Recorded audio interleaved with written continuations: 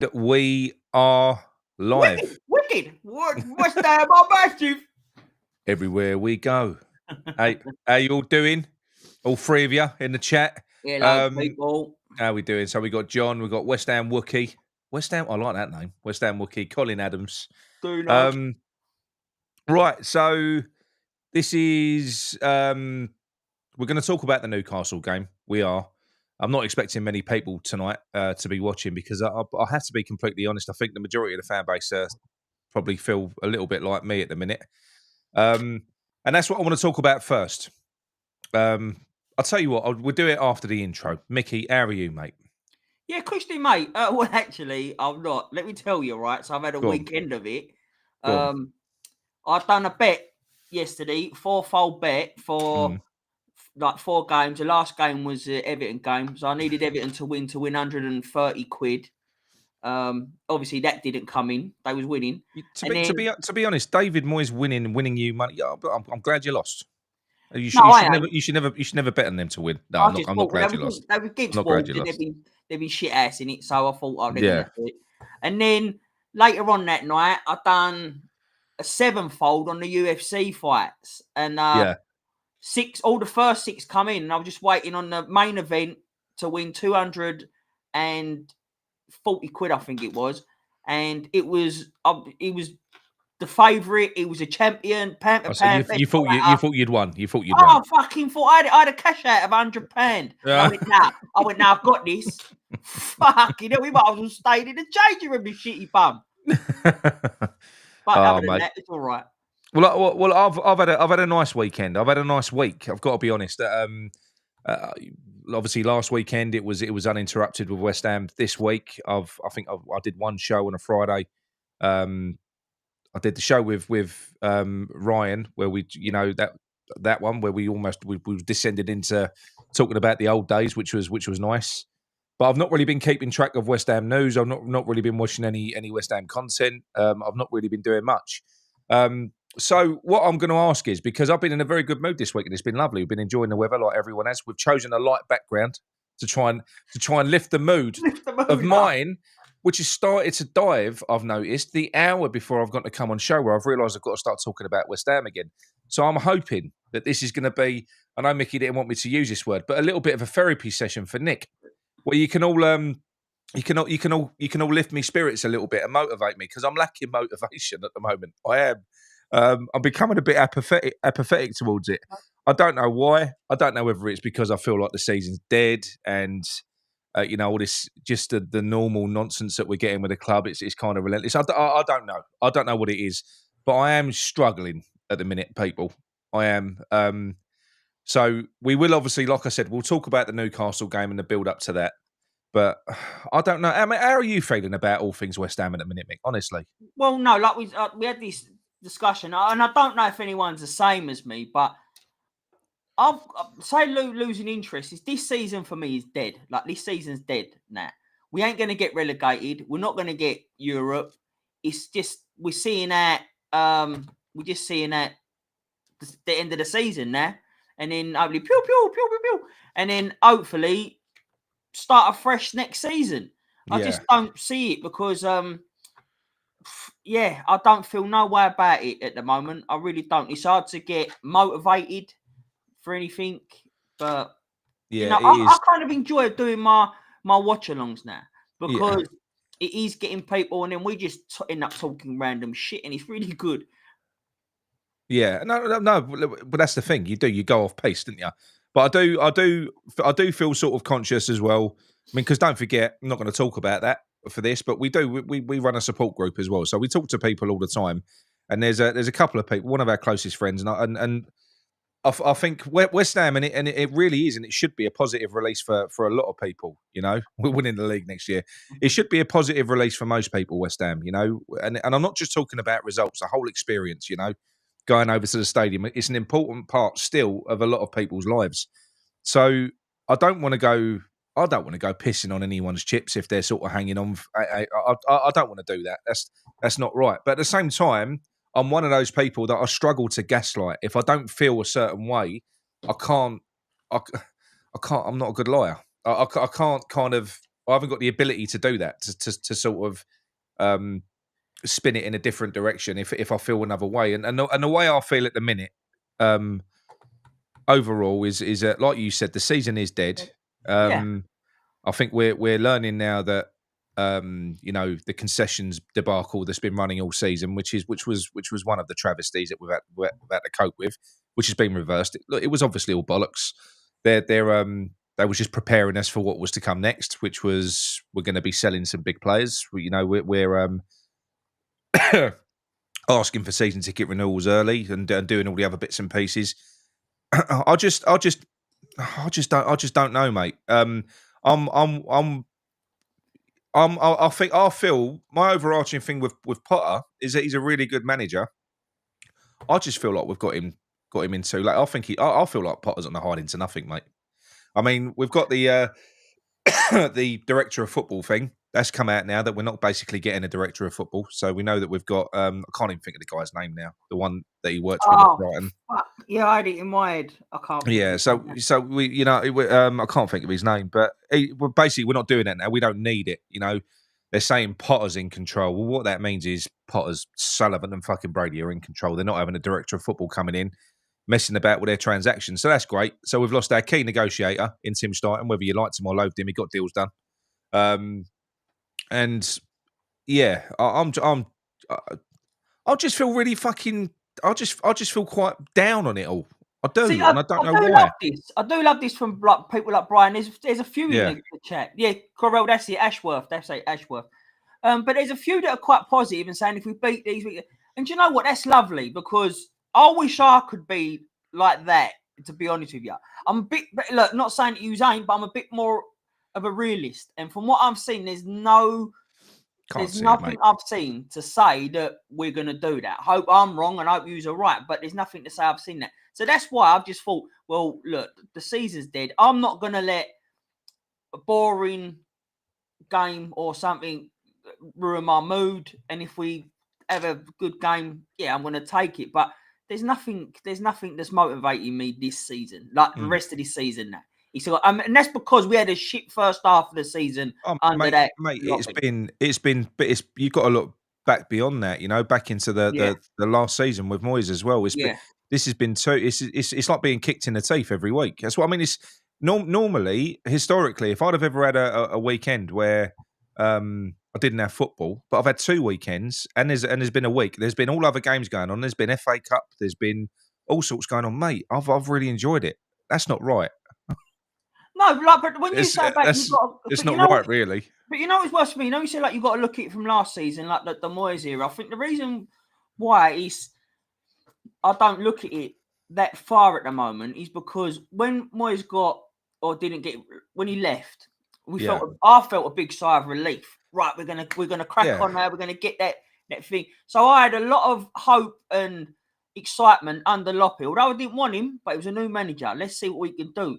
And because it went the other way, it's even more of a fucking hell, like a damn beat. So yeah, it's just been a shit time, really, like for mood wise. But whatever. It is what it is. Again, I'm safe. Not going to get relegated. Mickey, can you please explain the toothpick before people start asking questions, please? Oh, sorry. So the toothpick, because I think it looks cool. I've got this toothpick, right?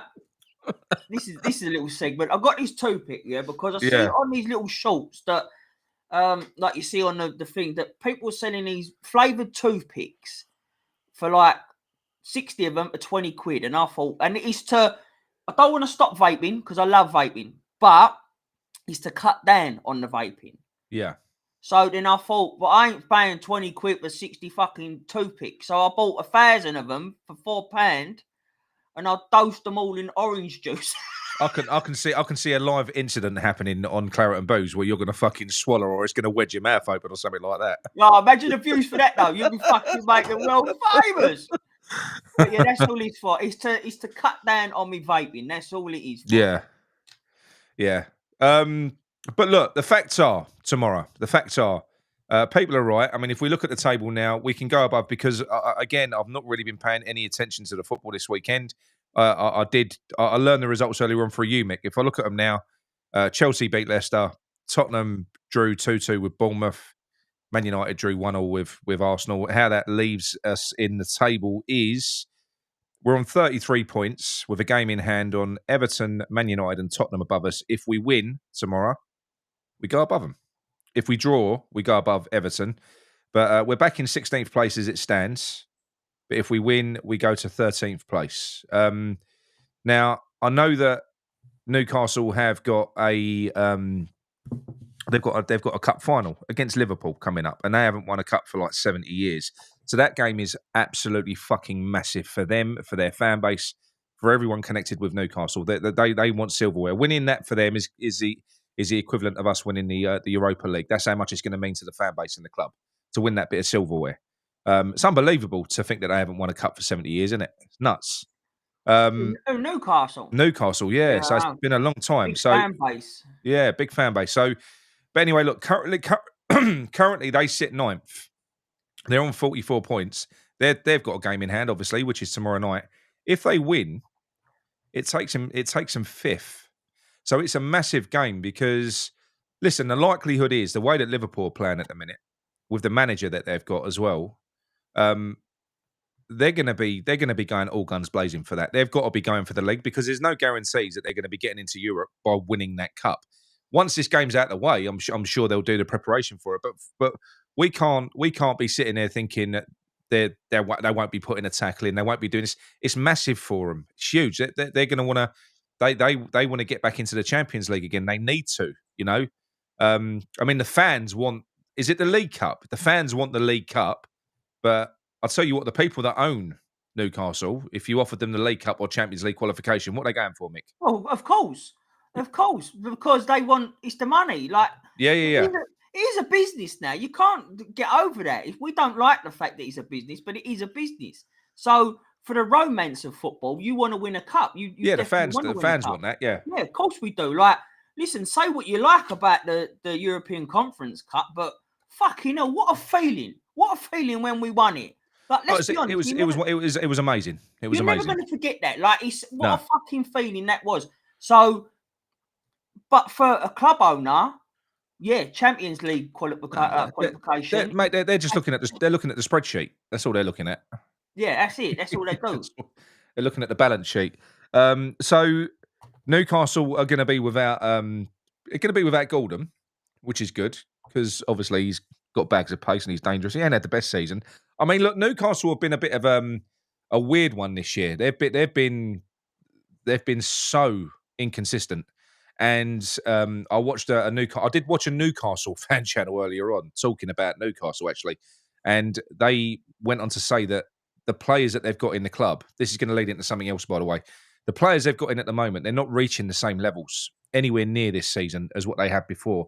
Occasionally, when they turn up, they are amazing. They're on it.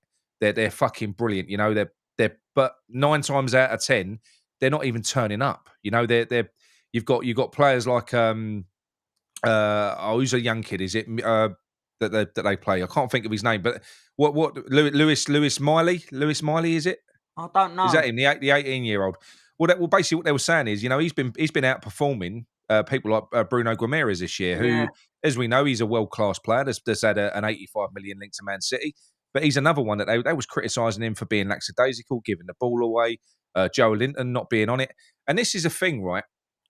I don't know whether it's like the Premier League now, because I'm going to go into something different now as to why, I don't know, football's just getting a bit shit. Because if you look at Liverpool and the way that they're playing, I think this is what separates real winners and real top managers and real top players from the rest. You've got Liverpool who are playing out of their skin at the moment. They're flying. They're 16 points clear at the top of the league. They beat Southampton 3-1. They went 1-0 down. Now, you would imagine that Arne Slot would be absolutely buzzing in that fucking interview afterwards. He was raging. Raging. Because he was fuming from the first half and he criticised them publicly. They're 16 points clear. They've just won 3-1. And he said the effort after that game, he was so disappointed with. He made changes at half-time, changed it up. And this is a thing, right? If you go and watch lower league football, you watch players that have got less talent give 100%. It means everything to them. You go and watch grassroots football, you watch players giving 100%. They ain't getting paid. They want to win the fucking game. They're competitive. What we've got now in top flight football I think you've got the real elite players who are super competitive and they get the big money, but they're also all about winning and stuff like that. So they'll play for the top clubs. But then what you've got is, I think the teams like Newcastle, teams like West Ham, what we've got is we've got players that have got the talent that could go and play in those teams, but they don't have the attitude. They're lackadaisical. They get their money. They'll turn up every now and then. They'll show a bit. Look at fucking Kudus this year. Now we can all talk about managers and we can talk about shapes and we can talk about systems and we can talk about stadiums. But the fact of the matter is, these players don't give everything. They don't. It shouldn't even matter. At the end of the day, they're paid to do a fucking job. I don't care if you're a striker that's being asked to play right back. Play a fucking right back. Yeah, agree. That's where you're being asked to play. It doesn't make any difference. And there's too many players that sulk. There's too many fucking. There's no connection now between some of these players and the fans. They earn far too much fucking money for what they are. And I do think I'm going to say something that might shock you here. That could be why. I don't get it. But then it kind of goes counter to what I'm going to say now. But that might be why people love the likes of Thomas Souček, because although he is the least talented footballer at our football club, that man gives 100 fucking percent every game. Blood, sweat and tears, which is what you expect when you go to watch your team play. So at a fundamental level, Thomas Souček has got a connection with the fan base because they feel that with him. They feel that he goes and he gives everything. I don't think you get that from a lot of these other fancy damn fucking players now. I really don't. No, of course you don't. But I think that's been for a while now. It's everyone said it years ago when money come involved in football. You're earning so much money and you don't really have to perform like when you got that so much money. So it's been like that for a little while now, and it's only going to get worse as the wages keep going up. There's exceptions to that rule, of course there is. Yeah, but that's the majority of you're getting 40 grand. Let's say that's probably the average now, isn't it? 40 grand a week or something. 40 grand, and you don't really have to hit bonuses to get that. That's just your standard run of the mill. So what the fuck? Why would you put yourself out to? Mate, at a base fundamental level, every fucking footballer is living every little boy's dream out on that pitch. At a fundamental level, you leave everything on that pitch. It don't matter if you have a bad performance. You've got to give maximum effort the whole fucking time. We go back in time. You used to wonder why players never used to get injured. They did get fucking injured. They played with injuries. They used to play with injuries. Of course they got injuries. They was harder. They was men. They weren't looked after like fucking prime racehorses now. No, that's it. Honestly, I know the game's changed, but I really don't think it's changed for the better. But that is a difference. What you see when you look at Liverpool, you're seeing players with elite talent, no more talent than the likes of Kudus and Paqueta and players like that. But those players have also got that fucking Souček work rate, hunger, appetite, that will to win, and they give and they've got a manager there that won't let them drop that fucking level for a second. Not for a second. If he sees them not trying, he goes, "No, fuck you. I don't care who you are. You're off." I feel the same way about Soufal as well. Then, like that's why the two Czech boys was really loved and are still loved at West Ham. Yeah. Listen, we rate players based on their form, and they're not great players. Like they're not great footballers, but for work rate and passion, they've got it. They're up there. Do you know what I mean? You can never knock them for that mentality of theirs. Yeah. But I don't know. Fuck it. Do you know what I mean? It's the times nowadays. You just got to roll with it. Otherwise, you're just gonna get fucking irate and stress yourself out about it. Do you know what I mean? Well, like I said, I'm not. The issue that I've got is I'm losing the stress over it now. You know, I'm impulsive. Everyone's been seeing it for years now. I feel that sort of passion and that. But I feel that sort of passion and that I really care about West Ham. That's the trouble. If it's something that this is the thing. I can be balanced about something that I'm not so passionate about. Something that I'm passionate about, I can't come on here and offer you balance. I can only talk to you about it from the heart to a degree. I know it's corny, but because that's my connection with West Ham. But that's the difference. You say it's corny, yeah, but you've got to remember that that's what fans, or I believe that's what fans want. Look, I've always said it, that first and foremost, before I become a member, I can't do it any other way with West Ham, mate. No, but like I said, before I become a member of Claret and Booze, I was a fan, still am a fan, always will be a fan. Yeah. Claret and Booze, but that is because that there weren't just.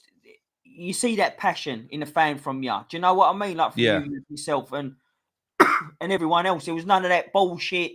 I don't know, like try and be nicey about it. It was raw, and that's what I think most people like to see. Yeah. Sorry. No, that's fine. But Mandy G says it there. Giving everything they have for 90 minutes a game is the fucking least they should do for what they get paid. And do you know what? This is what I mean. We're talking about get paid. They're living the fucking dream. They're playing a sport that they grew up, I don't know. But what is the dream different now for kids? Is the dream now, is it about the Ferrari they're going to have when they become a professional footballer? Or is it the dream about going and lifting a cup in front of a load of fans? What is the dream now? Well, the don't know. problem is that when you get social media stuff like I'm going to sound really old now, but the stuff like Instagrams and YouTubes, where a lot of the highlight reels, we say highlight reels, a lot of stuff that people post now, like footballers, are not their goal that they just scored the weekend or like the touch. It's all about the car they've just bought or like where they are on holiday, and it's all kids will look at that and they're influenced by it. That's why there is actually things called influencers on there. So yeah, I think it is. I mean, don't get me wrong, it's not a bad dream to have that you want a better lifestyle for yourself. It's lovely, but something like that, it should definitely be. It should be more of a passion. But that's where you look at. I suppose you look at competitors like Ronaldo, and it doesn't matter what anyone says about him, arrogant sod, this, that, the other, whatever else. Mate, the most important thing to him has always been football. He makes a load of money off the back of it. Of course he does. Because I mean, you hear stories about Ronaldo when I listened to Gary Neville on the Overlap, and he said what Ronaldo would do. There'd be away at a European game, and they'd come back. They'd have a league game 2 days later. Ronaldo took a knock in the game. Well, all the other players arrived back at the airport at 2 a.m. and they went home. He went to the training ground to go in a fucking cryo chamber, to get himself prepared. And he was still there at training the next day. It's just different mentality. Do you know what I mean? But then you look at someone like Ronaldo and the Messis. They're a generational talent. Like it's hard enough to be a footballer anyway, to be a professional footballer, let alone that style. So they can. Yeah, I agree with you. I'd let them look up to them, but they are just the exception.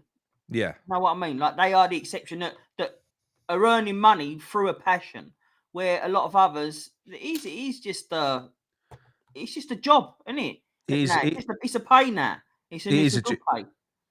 Well, so what does Randy say, Mickey? When the season ends and we get to the summer, what needs to change for you to be optimistic about West Ham in terms of what Potter has to deliver for you? And Nick, mate, it's what we're seeing now. I think that we want. I've always said it for years. Entertainment. I want to be entertained.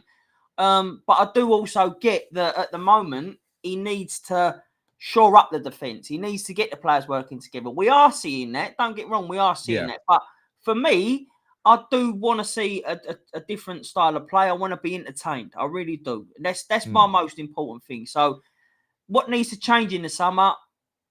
Just I don't know what needs to really. Oh, that's hard. That one really. What needs to change in the summer? Just for me, just get rid of this season now. Mate, I feel a little bit. Going back to what I was saying earlier on, I feel a little bit like because don't think we've won our last 2 games and we had a great win against Arsenal, and the mood ain't. Well, the mood with a lot of us ain't really improved that much. It hasn't because I feel like I feel almost like it's outside of Potter's control now.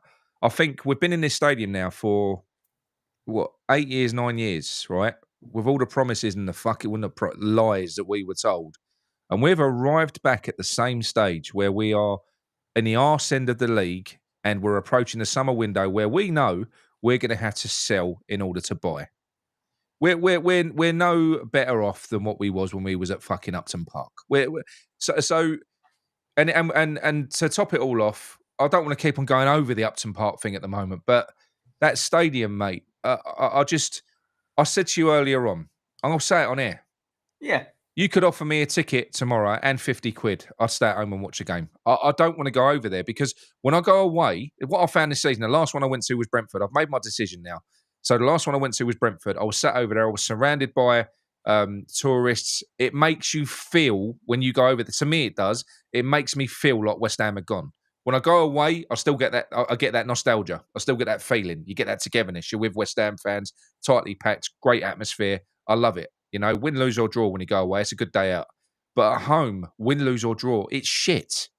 It's shit. It's horrible. And I said earlier on, it's been gentrified over there to the point where it's unrecognisable. When I was over at the Brentford game, I did get on my feet a few times. Well, I had a few people behind me that was kind of that was tutting, they was rolling their eyes. You fucking if you swear, and I weren't being too bad. And in the comments of the video, right, I said, "Oh, people get the ump because you," and I'm going to upset a few people here. I know I am.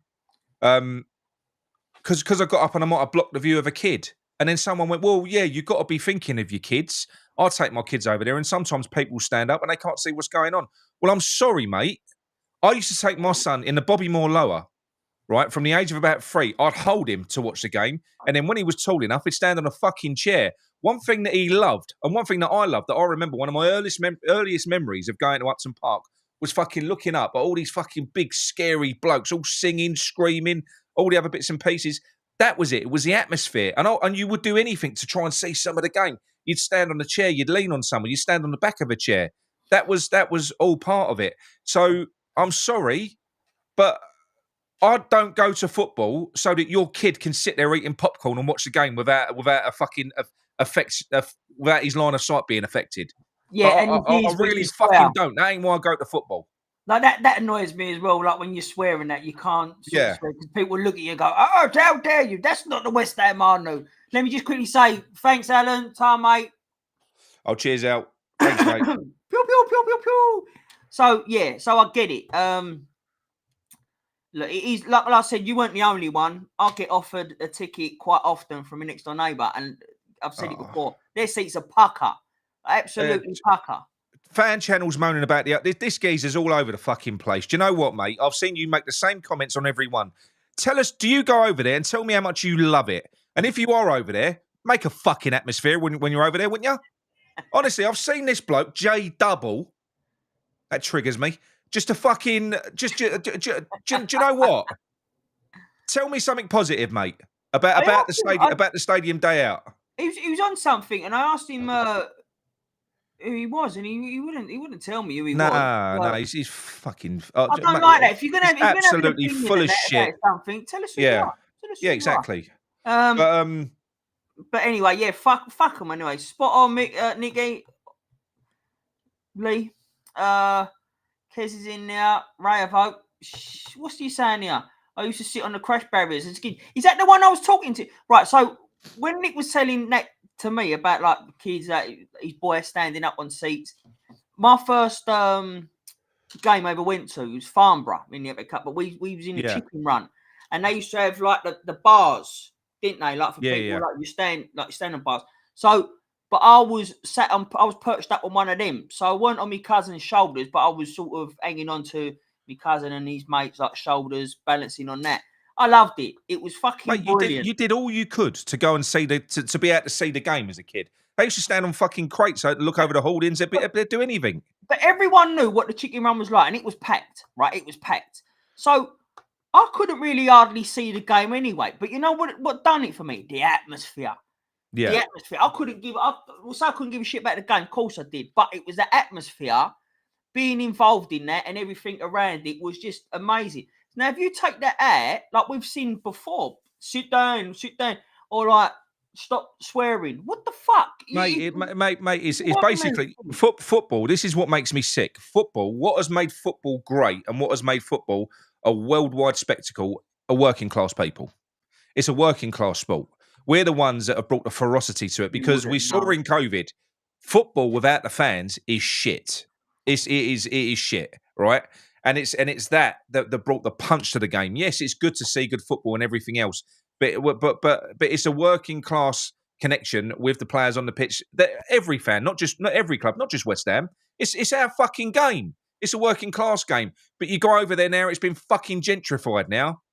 Yeah, but that's what they want. Like fucking I said, Rupert and Tarquin sitting in the stands. Sorry, no offence to anyone who's called Rupert and Tarquin. Well, if anyone's called Rupert and Tarquin, what are you doing being a West Ham fan? Fuck off. But this is what I'm saying. This is what Sullivan wanted. He don't like us fucking working class problems. No. Do you know what I mean? He loves a fucking.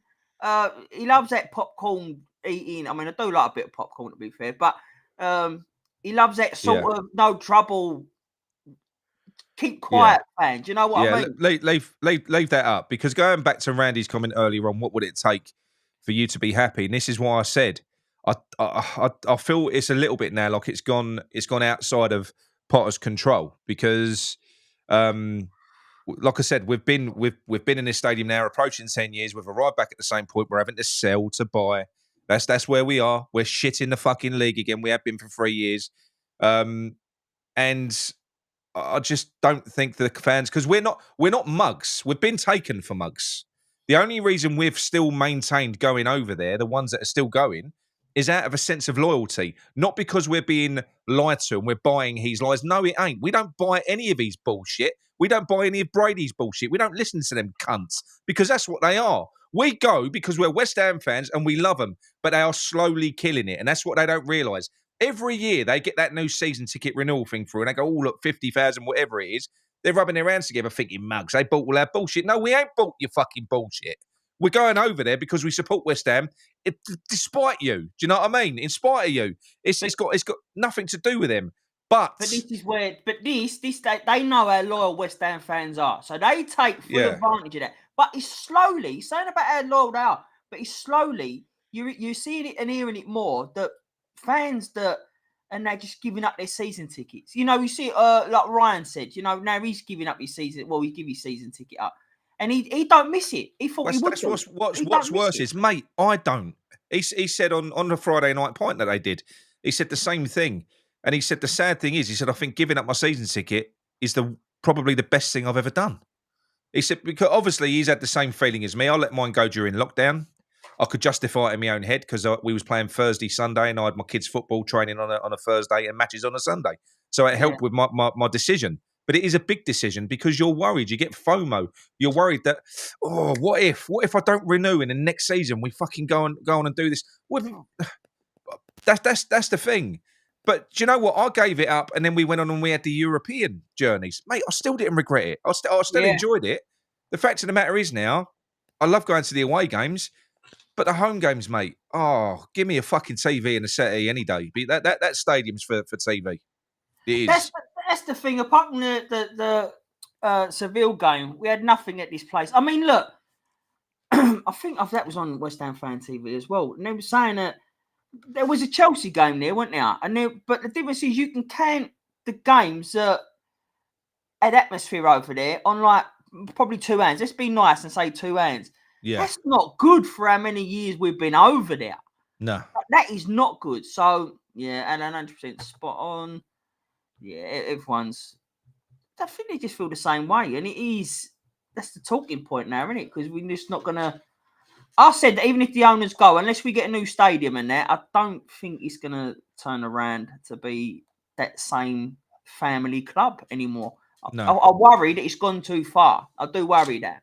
Yeah, that's the worry now, and the issue is once people break the cycle, it's difficult to go back over there. So using Ryan as an example, Ryan said that he gave his season ticket up in the hope that when he did go over there for a few games, he would get the love back. Yeah, like he'd go over there and then think, oh fucking hell, I've missed it. It's what he wanted to feel, and that's what I've wanted to feel. Whenever I go over there, I never do. I go over there thinking, fucking, why am I here? Every time. You know, different, like I said, completely different when I go away. It's like, that is like a flashback to, you know, how football should be, as far as I'm concerned. But, yeah, it is sad. It is sad. Need to chill out. Taking my 7-year-old in a few weeks. Told her that going to be bad language, just close your ears, but she's allowed to sing as loud as she wants. Yeah, mate, absolutely. Yeah. Absolutely. If you go, but having said that, you probably don't even need to tell her that, mate, because there probably won't be much bad language over there. It ain't the same anymore. No, it ain't the same. But yeah, you do say that. Like, I mean, just in general, every sort of pisses me off when even on Sky Sports they're showing a game. You can hear the crowd say "fuck off," and I go, "Sorry about the bad language, mate. You fuck off, will ya?" Yeah. I love that about football. You can't beat that raw passion. Just say what. You don't even know what's going to come out your mouth. It just comes out your mouth half the time. I mean, fuck me. What makes me laugh about these parents now is all these kids have got access to the internet. They know all this stuff. They hear it all every day. Yeah, mate. They know more swear words than you. Don't worry about that. Yes, I know. That's what I mean. So I don't know, but But yeah, look, it is. I don't know what Potter can do. I don't. I'm hoping that he just makes it a more enjoyable watch on. Makes it a more enjoyable experience for us. I hope he brings in some more youth. I hope he manages to polish the turd that he's going to be served in the summer. Because that's probably likely to happen. You know, I hope he does. I hope he can. I hope he can. You know, really push on. But like I've said, I feel like we've missed the boat on getting this type of manager in at this stage. Potter is the guy that you bring in at the start of a project. Well, you know, the club's a mess at the moment. It is. We've got the amount of players that we've got that are going to be leaving in the summer, and we're going to have to offer new contracts to some existing players, which people ain't going to like. But the likes of Soufal, if they can keep him, they're probably going to have to try. Cresswell, they're probably going to have to give him another year's extension. Even the likes of Antonio, they're probably going to have to give him another year. Because the squad will be down to like minimal fucking numbers again. You'll be looking at like if we let everyone go whose contracts expiring and the ones that we know that are going to be that are going to be leaving, you'll be looking at a squad of about 14 again, 13, 14. We're gonna need the numbers in there. Wait, sorry. So where's this one? The fact of the matter is, more wins we get, the better the atmosphere. See, but Red 5, I don't necessarily agree with that either. No atmosphere against Leicester, was there? It's about how you win. That's what it is. It's about entertaining the fans, giving them something to cheer about. Yes, look, don't get me wrong. That's exactly right, Nick. Against Leicester and that, even that was dead. That was one of the. You speak to anyone that went. They said that was one of the worst atmospheres they've been to, and we won 2-0. Yeah, so I get what you're saying, Red 5. I just don't necessarily agree with that. That's my opinion. I loved him. I mean, do you know what? It doesn't even have to be liquid football, but it has to be attacking football. It has to be intent. It has to be fierce. It's got to be one or the other. Entertaining in one way, and that can be entertainment. Can be one or two things, as far as I'm concerned. Either way, there's intensity. It's either got to be intensity in your attacking play or nastiness in your defensive play. You want to see fucking tackles going in and players flying up in the air and stuff like that. There's got to be something. There's got to be something. That's what I was going to say to you. So when I say entertainment, yeah, lovely attacking football, beautiful, love seeing it. But you remember a couple of weeks ago, we were talking. It might have been the Leicester game. We were talking about the tackles that Souček and then James Ward-Prowse made, and they were just tackles. That's all they was. But in the Arsenal game. So all right, the Arsenal game. Yeah. They got you up. Do you know what I mean? They got you up because it was a bit of passion. It was a bit, and that's what I'm talking about. A bit of, when I say excitement, something that's going to get you at the edge of the seat or give you going like, fucking come on, boys. Yeah. Love that. And this is the thing here, what MJ Hammer says here, and this is the most important thing, right? Football, as for the last 100+ years, has provided a function in the lives of working class people, most of whom have got shit lives. You know, it's the same nowadays. We've got better standard of living, but we're all fighting to keep our fucking heads above water. And people are getting frustrated now. They're getting frustrated. So what football has always been is a place for people to come together and go and fucking vent and get all that frustration out. And it's provided a function. And what that's created is this massive machine that is football. Because that's all of that passion and that fucking, that all bleeds onto the pitch. And that is why these footballers are earning as much money as they are earning now. It ain't because of how many stepovers they can fucking do. It's because of what the fans have created, the fans and the clubs have created. And they're trying to change it. They're changing the face of it. It's all fucking corporate now. That's exactly right. And look, listen, Stephen Langham's got it spot on, mate. He's got it absolutely spot on. And anyone who ain't watched me watching along, tune in tomorrow night and you'll see why he says that. Cool. Especially if he's still chewing one of them toothpicks, because he's definitely going to have an accident with one of them. I'm going to have about 5 of them lined up. I'll keep chewing them. I don't only just do that. I don't have it in my mouth. I chew them and it's fucking give me splinters. That's what I'm going to end up with, splinters in my mouth. Yeah. I mean, look, yeah, Zinksy, I'll do phone-ins, but again, I mean, look, I don't know who's going to want to phone in. I don't know who's going to want to talk about this at the moment. I mean, like I said, I can do. Cheers, Stevie Bell. You're a top man. Yeah, thank you very much. Yeah, you're right. What the fuck? I'm with you as well. I do hate the place of a fucking passion. Yeah, that's yeah. Everyone know that I've dropped my fucking toothpick. Fucking hell. Everyone knows why I don't go West Ham no more, like all the viewers and that, because like my dad was mine and my dad's thing. But so it was a good few years until I went back over there, and obviously the back over there was the London Stadium at the time, and not look, take the dad side bit aside, like I just didn't. The atmosphere just wasn't what it was. The feel of the place wasn't what it was. No, I it's do not. not miss It's long going gone. over there. If you was to give me a season ticket for free, genuinely, I'm happy to not accept it and just be an armchair fan now. I enjoy watching on the TV. I'd go to the big London derbies and the big games probably now. That's all I'd do. I'd No, go no, no, Tottenham, yeah, Arsenal, but if Chelsea. you was, I'd do them but, ones. no, but then okay, so you was given a free season ticket, but you have to go to every single home game. Oh no, I wouldn't do it. Wouldn't do it. No, wouldn't do it. You couldn't make me. You can't make me, Mick. No, you have to. No, you can't make me. You can't make me do it. And this is the thing. It's so sad to be in a situation where I'll be open and honest with you to say that I would rather watch at home, like away games. Some of them I could kill for. I could kill for tickets. So some of the away games. So the passion is still there. It's just that fucking stadium. That is all it is. It's just a stadium. But somebody made a good point earlier on. I think it was Tasha on Circle. She was watching. I didn't watch the game, but she said that the atmosphere in the Tottenham game, it was dead. It was dead in there. So, and I've noticed that when I've gone to a couple of away games. I noticed it when I went to Villa. I noticed it when I went to Liverpool. A lot of the away support now, apart from a very select few, is dead. Palace have got a good home support. They're lively. Nottingham Forest have got a good home support. They're lively. Yeah. There ain't that many clubs now that, but you know what? If Palace was to go on a sustained run and got success, their club would do the same to their fans. It'd be the same with Nottingham Forest. If Nottingham Forest end up a solidified top 4 team, prices will go up. They'll start trying to flush people out. It will change over there as well. Yeah, that's the business model, isn't it? You got they try and take advantage of everything they say, but so it's horrible. It is horrible. That's why I'm just happy. It is, but look, anyway, let's go on to talk about tomorrow now. Just very quickly. So, yeah, my opinion on the game. There's a lot of people saying that because Newcastle have got a cup final, that they're incredibly unlikely to win.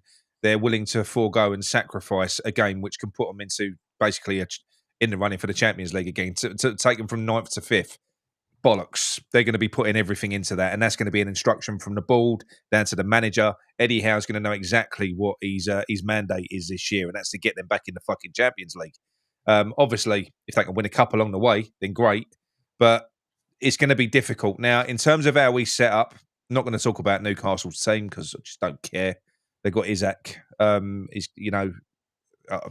got Isaac. I think he's going to set up the same way.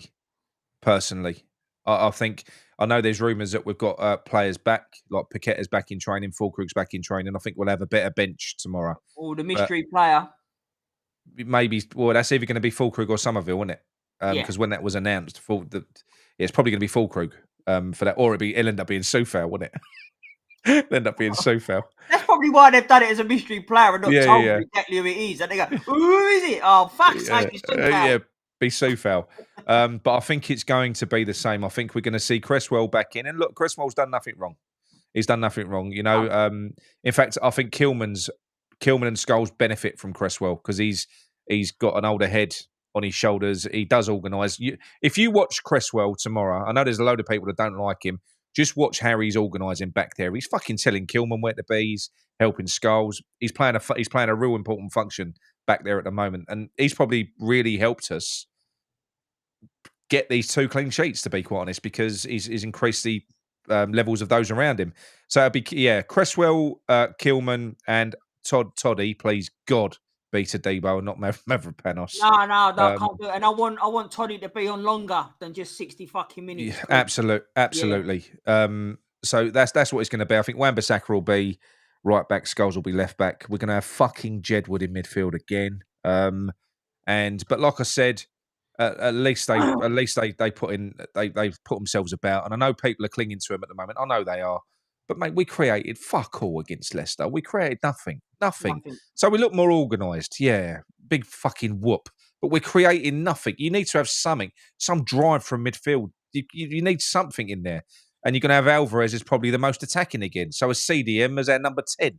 And then, it'll be the same team. That's what I think it will be.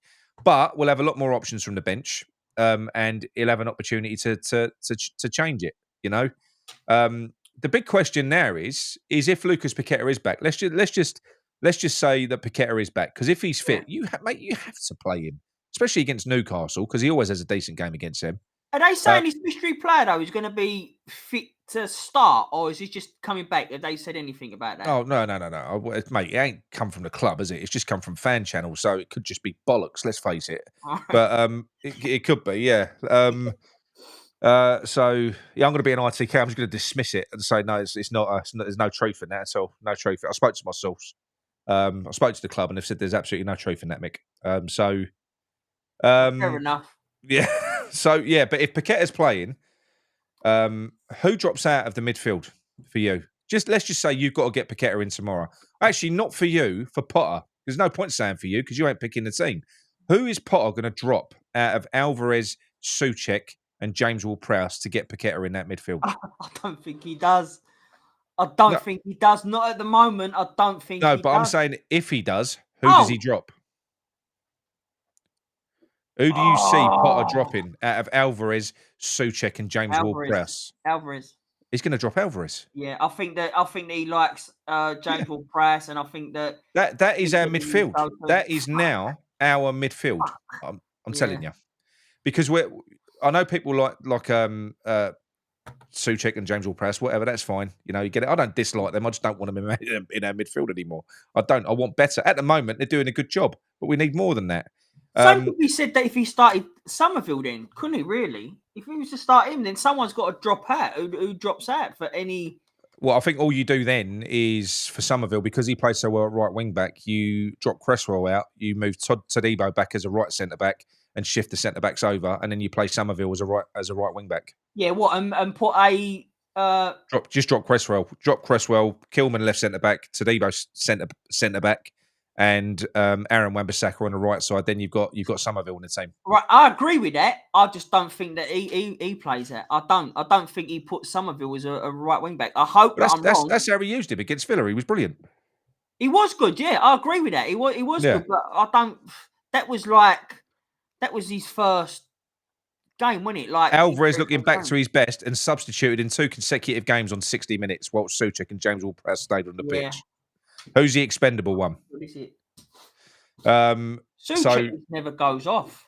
He's never going to go off, mate. He's not. And the thing about those two for next season, the reason I'm so sure that they're going to be here, I know there's rumours that, mate, we would ask stupid money for Souček because we need money, especially because it's Moyes. They won't pay it.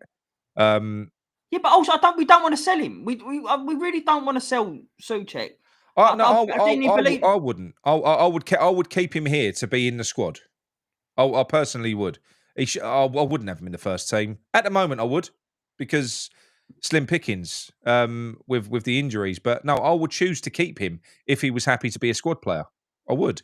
But what I'm saying is, even if you wanted to sell Souček, you couldn't, because he's on a ridiculous wage for his talent that he's got, and he would cost too much, and he's 30. So we're not going to sell him. You buy players like Ronaldo when they're 30 for 40 million, but not Souček. No. And James Ward-Prowse is on 120 grand a week. No one's paying him that.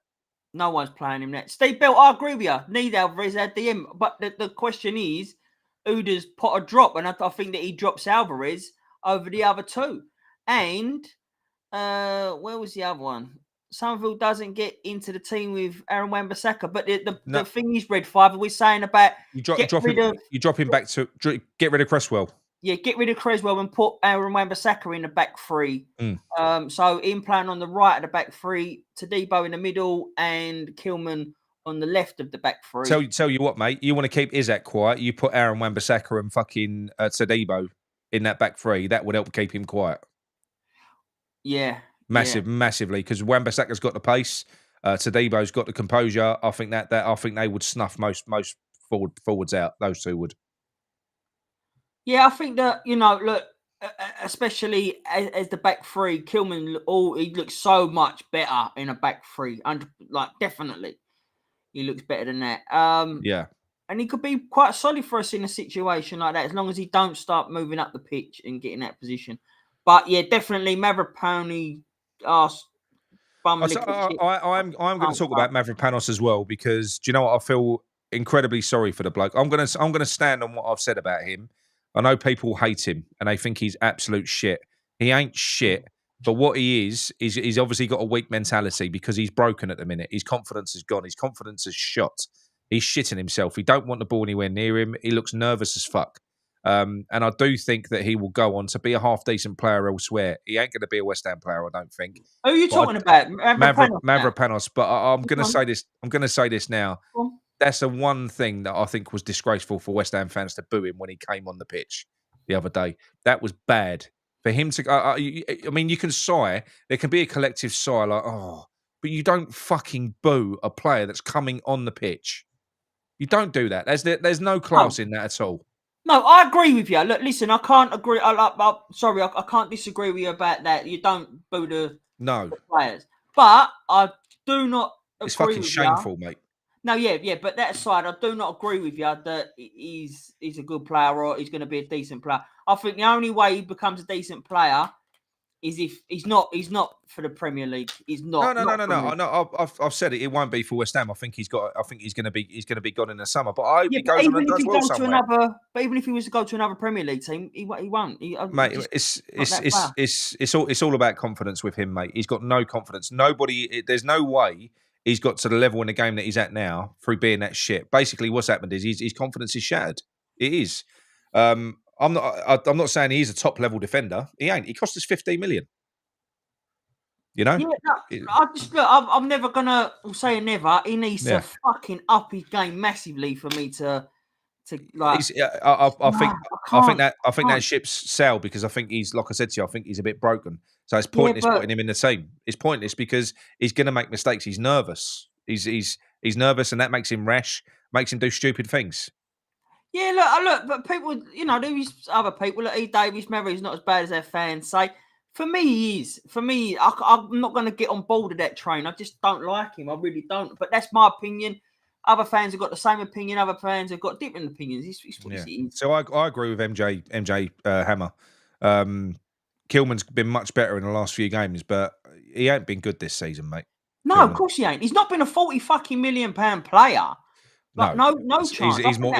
He's been more 15, 20 million what we paid. Yeah, I mean, I've like a lot of other fans always thought that was too much for him anyway. 40 million. That's just fucking. Like you go back and you look at what we've had in the last few years. You look at Prime Zuma, Prime Ogbonna. These players that they're not in the same class. They're not. Tadibo is potentially a really good player, but we haven't seen it yet. Really, we've seen it in glimpses. He looks really comfortable on the ball, but there's been no sustained periods of play from him where we can say, he's going to be consistently a brilliant performer. I don't know. We just don't see it. So as a collective, those centre-backs at the moment, mate, they're not as good as what we've had in the past. No, absolutely not. Absolutely not. Like I said, I miss fucking Zuma. I think we all miss Zuma, the way he goes in. Another liability coming back. Amos Mike, I don't think he's coming back anyway. They're going to sell him because they need to get money in. So I disagree with you, Mikey. I think he was a liability in a low block. An absolute liability in a low block. Yes. Not as a progressive fucking centre back, mate. We all said it. He would have been perfect for the Loppy system. Whatever. You play high. Where he was good was running back and making those tackles from behind. There's no one like him. Oh look, be fun. That's where he was good. And I think he would have been brilliant in that capacity. But we ain't going to get him back because they'll be thinking what the fans ain't got, they won't miss. It won't be a big travesty if we sell him. And it won't be because, with our experience with Aguero weren't great. It weren't great. He wasn't. Sorry. He wasn't, Davis. He wasn't awful. You're joking. He had dodgy knees, but still, he fucking put his. He was a better centre back than the ones that we've got currently with dodgy knees. Yeah, and he was fantastic in the air. He was. Yeah, all day long. Like I think. Yeah. I never wanted to get rid of Zuma anyway, but I understood we needed to because of his dodgy knees. Oh no, he was gone. He was shot to pieces. Yeah, he was. Well, you thought he was gone until then. You saw what Mavropanos was fucking like. You're like, please bring Zuma back. So look. Anyway, that's what you say what you think, Mick, but I think that he will stick. I think he can't. He's almost proved that because of what he did after Arsenal. We won against Arsenal. We played a completely different team in a completely different style, but he put the same players on the pitch. We've won 2 in a row. I think he's going to stick with the same team. What are your thoughts? No, they're exactly the same. I think he's going to stick with the same team. I think Potter at the moment, and this is where it also ties in with me saying about the season's dead. I think at the moment, Potter's happy enough to play that sort of defensive, no frills football at the moment. And it is defensive because we create fuck all. It's so defensive. Yeah, and he creates fuck all, but I think he's happy to do that to shore up the defence and just literally seeing games out. Like I said to you, that's why the season's dead for me. So I do think that we'll see. I'm going to say it, and this isn't an anti-Potter thing, Mick. That is Potterable. Yeah. Well, okay. It is. It's control the game, defensive. Just do what you need to do, kind of football. Right. This is where I am, say, a little bit different. Go on. But I've got to hope that that's not the case. I've got to hope that next season we see a change of play, and this isn't what we're going to see next season. I've got to have that hope, because if not, what's the fucking... Oh, mate, I'll be in a bad mood over it. I couldn't watch. I think it could tip me over the edge if we go into next season and it's a bad window, and we start next season with too many of these same players, and the football is the same, and we're being spun the same. Oh, it's trust the process. It's just, I'm not buying that bullshit. I ain't buying it. The process now has been 3 years long. I'm not going into a 4th year. I don't think I'll be able to stomach it, mate. No. At that point, I think I may even take a break from it, because it does. It brings you down. It does. It affects me. It affects me mood. I've had a brilliant week, 2 weekends. With a week in the middle. It's been nice. Just got to hope that. I think that's why I do enjoy doing the watch-alongs, because it is boring. This ain't me promoting the watch-alongs, by the way, although you should tune in tomorrow. Yeah. But you should promote them. Yeah. Well, I just think that watching it has been boring. So then when I'm watching it with the chat and we're talking about other stuff, and it takes the edge off of it. Mate, so massively. So you ain't you're annoyed at what you're seeing, you're fed up with what you're seeing, but there's a little light relief comment or something that just changes you. Like, it don't put you in that bad mood for the whole of the game. Yeah. He's nice. I think without it, I probably blew my hair out.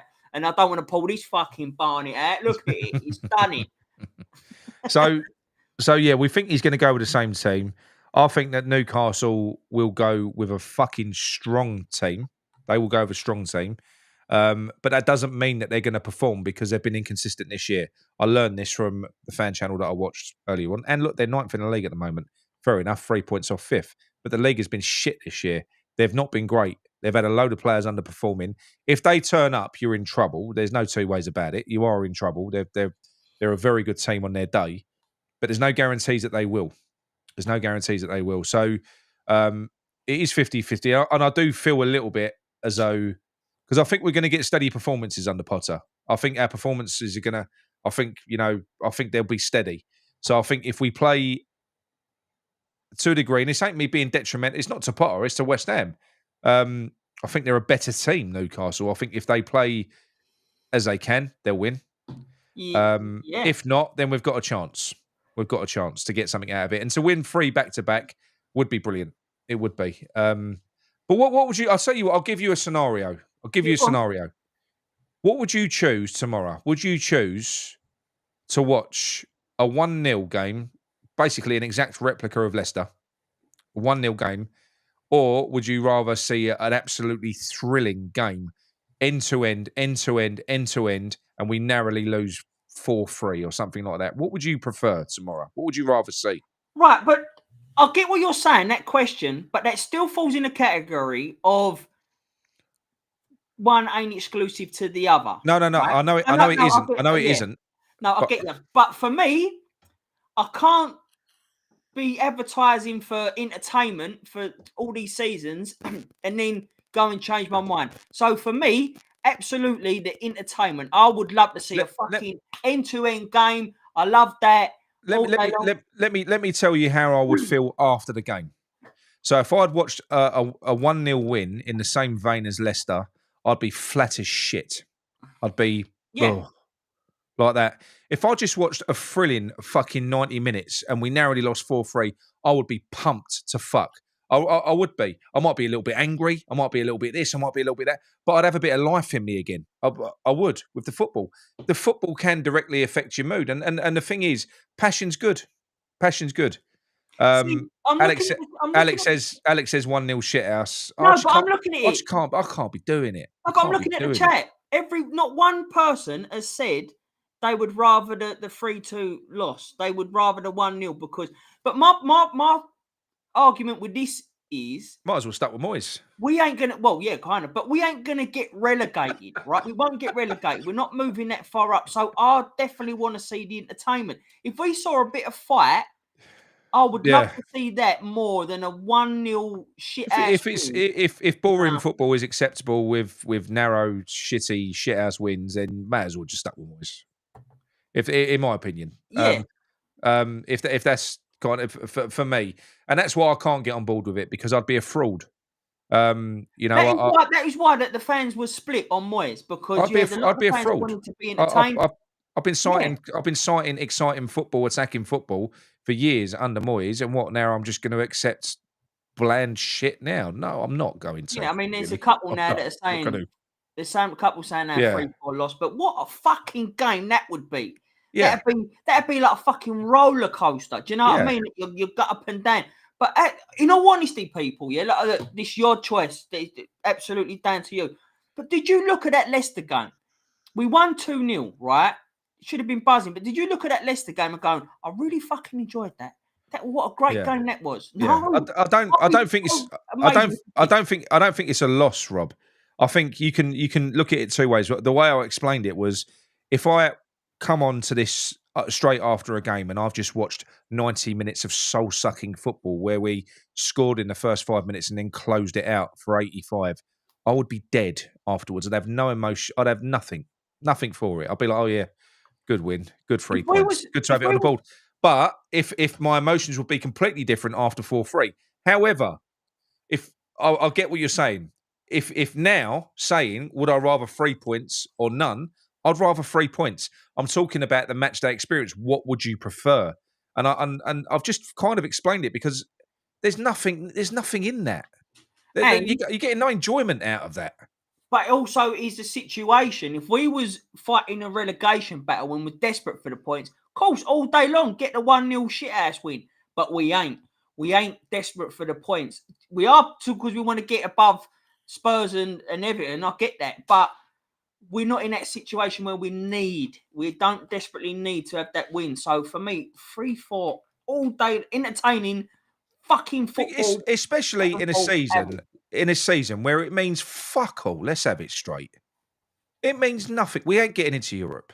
That's what I'm saying to you. We're not getting into Europe. We ain't getting relegated. It means nothing, really. It means nothing. That's what I'm saying. If we was in a situation where we were desperate for them 3 points, fine. But we're not. We're not desperate. The season is dead. It's dead. It's gone.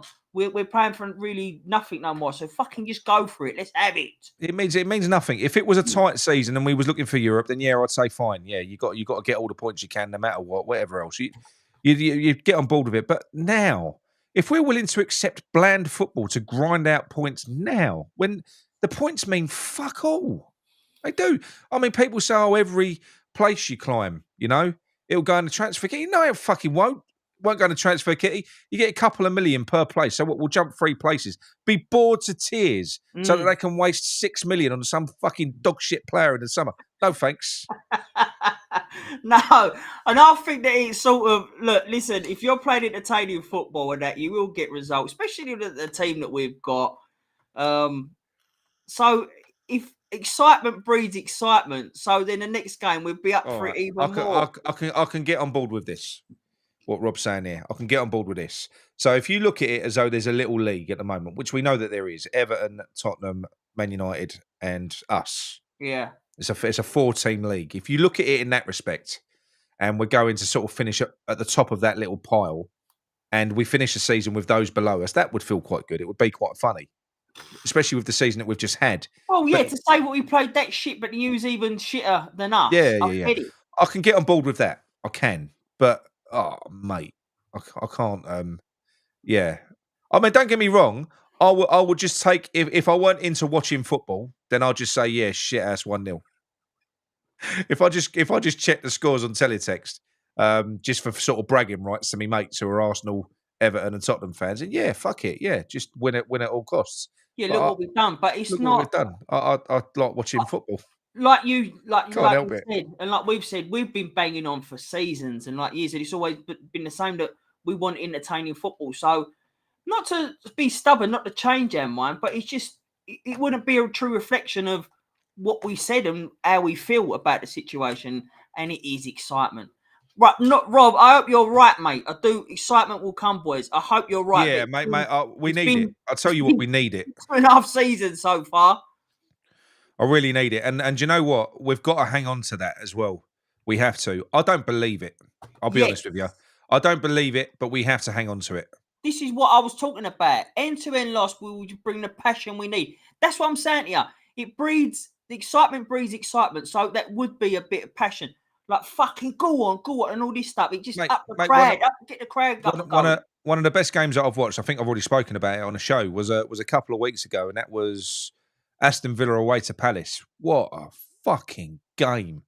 You know, I think Villa, I can't remember the score now. I might have finished about 4-1 or 3-1 to Palace, but Villa had 2 goals disallowed. Mate, it was relentless, end to end to end to end. It was constant. And I tell you what, the atmosphere in that stadium was infectious. You know, I had the sound turned up with the shitty songs they sing, whoa, whoa, whoa, and all that. But they're glad all over. But it was noise. Whoa. It was noise. Proper fucking fans making tons of noise. It was hostile in there. And but sometimes you see fans just going up, like doing a clap. It's just whatever atmosphere is there. Get it hostile. Look at that, BJJ, Nick Micky. You're beginning to depress me. I believe you have to give Potter time to improve the style of shit. Do you know what though, BJJ? I don't think we've been depressing. And I've said my piece on Potter. I just think that he's seeing this season out and getting together. I'm giving him, and I've got hope. Because that's all I can have at the moment. He's going to be. I'm not saying Potter out. I want Potter to stay. I don't think Potter's a problem. Yeah, no, I don't think we are. I don't think we. Again, it's not being. We're not being. What they call it. I can't. I think we're just being realist about it. In all fairness. Yeah, mate. And to be honest, BJ, I do feel quite down about it at the moment. I do. Emma's Mikey's right. The football is depressing. Yeah, I feel down about it. I do. That's how I feel, you know. And I'm not.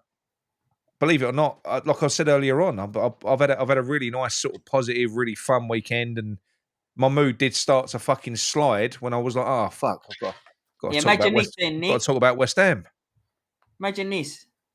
What's that? Imagine a great performance tomorrow plus one. There you go. That is what I want. Oh! Yeah, but that is what I want. My God, because what you want. Oh fucking hell! It's fucking heavy. Yeah, that's everything I need. That's everything.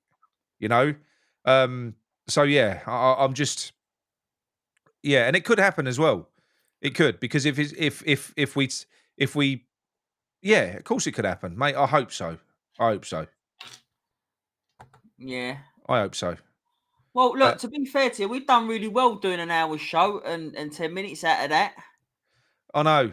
It is. I'm sorry. I am sorry, and BJ, I'm sorry as well, and to everyone else, you know, because I know I depress Amanda and Kerry as well when I talk about West Ham, but because people do just want to, they don't want to hear it, because there's a lot of this, mate. Look at look.